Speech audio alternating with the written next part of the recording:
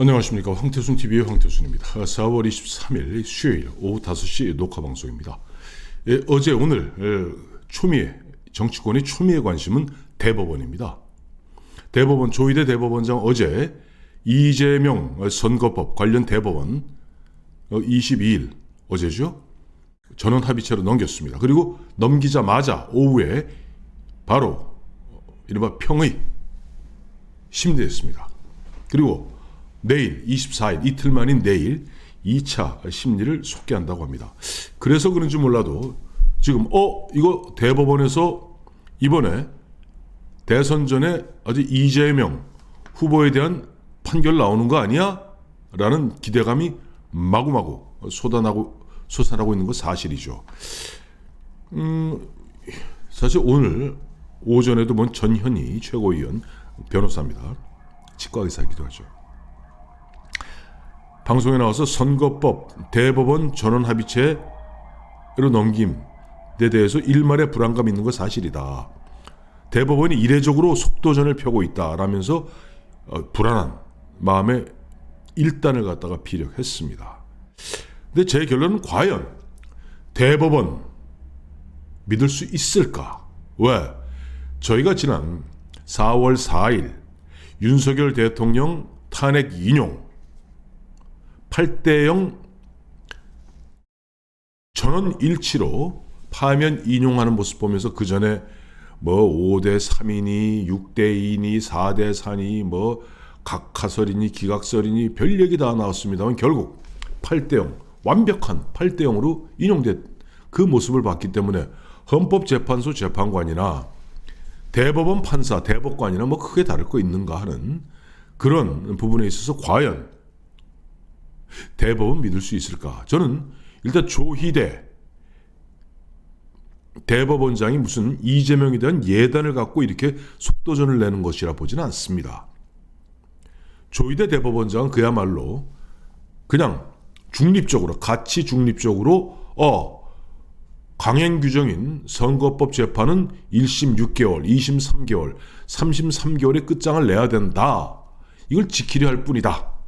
근데 우리가 너무 그 모습을 갖고 과도하게 또 아전인수격으로 해석하는 것이 아닌가 하는 생각을 해보게 됩니다. 솔직히 말해서 내일 2차 평의가 열린다 합니다만은 27일 내일 모레 얼마 남았네요. 오늘 23일이니까 나흘 남았네요. 이번 주 일요일이면 이재명은 180여석의 민주당 정확히 192석 범진보 민주진보 지금 야당 없습니다. 거기에 사실상 단일 후보로 선출되는 겁니다. 그것도 90%의 막강한 지지율로. 자, 그리고 이재명은 4월 27일 날 대통령 후보로 선출되고 5월 10일, 5월 11일 양일에 걸쳐서 대통령 중앙선거관리위원회 후보로 등록하게 될 겁니다. 그리고 5월 12일부터는 드디어는 본격적인 대선 운동이 들어가죠. 근데 이번에 보면 이렇게 돼 있어요. 5월 1일이 노동절 휴일입니다. 5월 2일 금요일 하루 있고요. 그다음에 3, 4, 5, 6 나흘이 연휴입니다. 5월 5일이 부처님 오신 날이기 때문에 5월 6일이 대체 공휴일입니다. 그리고 5월 7일이 되어서야 이제 다시 관공서도 열리게 됩니다. 그리고 5월 10일, 5월 11일 후보 등록하게 되어 있는데 대법원에서 내릴 수 있는 경우의 수는 3가지입니다. 633을 지킨다 하더라도 633을 지키면 3월 26일 날 이재명에 대한 항소심 1심에서는 징역 1년에 집행유예 2년이었지만 항소심에서 무죄가 나왔습니다. 3월 26일 항소심 됐기 때문에 검찰이 상고하고 6월 26일까지 결론을 내야 되는데 6월 3일이면 대통령 선거일입니다. 그 전에 결판을 내야죠.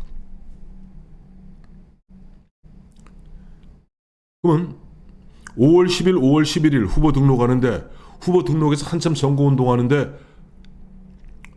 흔한 얘기로 요즘 강경한 보수 목소리 내는 분들 얘기한 파기 좌파해갖고 너 공직선거권 없어. 아마 대한민국 그야말로 폭동 날 겁니다. 그때는 민주당을 지지하는 층도 있으니까. 또 그 전에 아유 저 이재명 후보님 저 짐 벗겨드린다고 5월 7일 8일 날 검찰의 상고 기각, 원심 확정, 무죄, 이것도 또 난리가 날 겁니다. 그렇게 되면 이재명 날개를 다는 거겠죠. 현실적으로 앞서 말씀드린 대로 조희대 대법원장이 무슨 예단을 갖고 제 편견을 갖고 진행하는 것 같지는 않아요. 다만 633의 원칙을 지키겠다는 것 뿐이고, 그래서 가급적 그런데 현실적으로 5월 10일 후보 등록일 전까지 파기 자판으로서 유죄, 이른바 공직선거 피선거권이 날아가는 판결이 나오거나 또 무죄를 확정한 판결이 나오기는 쉽지 않을 겁니다. 그는 확실하게 대법원이 어느 쪽 편 든다는 거거든요. 예를 들어서 지금 많은 국민들이 799일 동안 애써서 한성진 부장판사인가요? 분명히 징역 1년에 집행유예 2년이라고 했는데 2심 고등법원에서 이상한 논리로서 핵에 망치간 논리로 무죄를 줬는데 그거 갖다 확정한다? 보수 우파, 중도 보수 우파들이 가만히 있지 않을 겁니다. 결국 현실적으로 파기자판 다음에 무죄를 확정하는 상고 기각은 현실적으로 어려울 것이고, 아마 현실적으로 이게 가능할런지 모르겠습니다만 6월 3일 대선 전에 대법원에서 5월 중에라도 어제 1차 심리, 내일 2차 심리 탁탁탁 한 3번만 하면 되는 거, 서너 번만 하면 되는 거 아닙니까? 1심에서 799일 동안 꼼꼼하게 정리해서 판결문 나와 있고, 2심에서는 제가 보기에는 엉터리입니다만은 판결문 나와 있으니까 그 비교 분석해서 정리하면 되는 거예요. 그렇다고 무슨 이재명이 나오거나 검사가 대법원에 출두하는 것도 아니고요. 그래서 파기환송, 이거는 대법원으로 봤을 때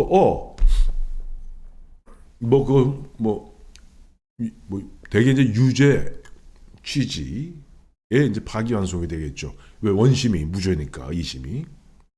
그렇게 되면은 아마 최고일 텐데 그것조차도 과연 기대할 수 있을까요? 저는 저도 보면 지인들 해갖고 적지 않은 법조인들도 있고 대학 시절부터 많이 지켜본 친구들도 있습니다만은 그렇게 믿지 않습니다. 법조인들 의외로 약합니다. 그래서 지금 물론 희망 회로를 돌리고 있는 건 사실입니다. 한참 선거 운동 중에라도 대법원에서 이재명 후보 하여튼 파기환송했으니까 다시 한번 고등법원에 가서 다시 한번 재판 받아보세요. 그렇다고 당장 공직선거 날아가는 건 아니고 그럼에도 불구하고 이재명이 대통령이 된다면은 그거는 고등법원 항소심에서 예를 들어서 유죄로 확정하되 예를 들면 벌금 80만 원으로 때려버리면 그만이니까 그렇게 빠져나갈 구멍이 있죠. 저는 아마 근데 만약에 근데 그것이 영향을 줘서 이재명이 떨어졌어. 그리고 예를 들어서 한동훈이 됐든 홍준표가 됐든 한덕수가 됐든 김문수가 대통령이 됐어. 그렇게 되는 경우에는 파기환송됐으면 고등법원에서는 그 당시 아예 이재명 뼈를 분질러 놓겠죠. 징역 1년, 집행유예 2년으로. 그러나 대법원은 책임 없죠. 정치적 책임 없죠. 저는 그나마도 바랄 수 있는 유일한 수가 대선 전에 6월 3일 이전에 대법원에서 파기환송하는 것이 거의 유일한 기대치가 아닌가 하는 생각을 해봅니다. 두고 볼 일입니다. 고맙습니다.